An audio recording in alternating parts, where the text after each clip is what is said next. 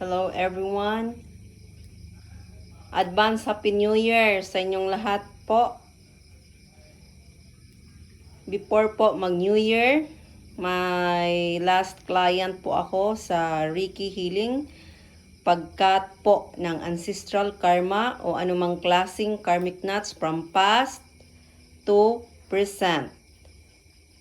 Yan. So while naghintay sa ating client, sa ating Reiki, ako po ay nagpausok para po ma-cleanse ang lugar bago tayo magawa ng ating rituals. Kasi ito ay video call po. So ang Reiki po, uulitin ko, ay wala po siyang kinikilalang dimensions or mga walls. So aabot po siya kahit saan. So ang gagawin po namin ay yung long distance po. So, long distance po na klase na Reiki. Kami po ay mag-video call. So, before tayo magsimula, ako po ay nag-cleanse sa lugar para walang ibang makapasok sa ating space.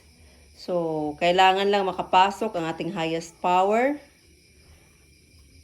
Powerful Universe, Mother Earth, Element of Air, Fire, Water, and Earth, ang aking guardian angel at saka guardian angel ng aking client. So, yun lang guys.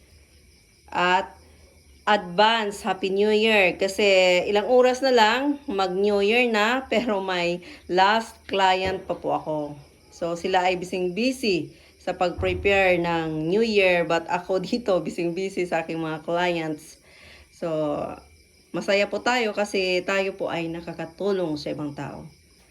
So, yun lang po guys. Advance Happy New Year ulit.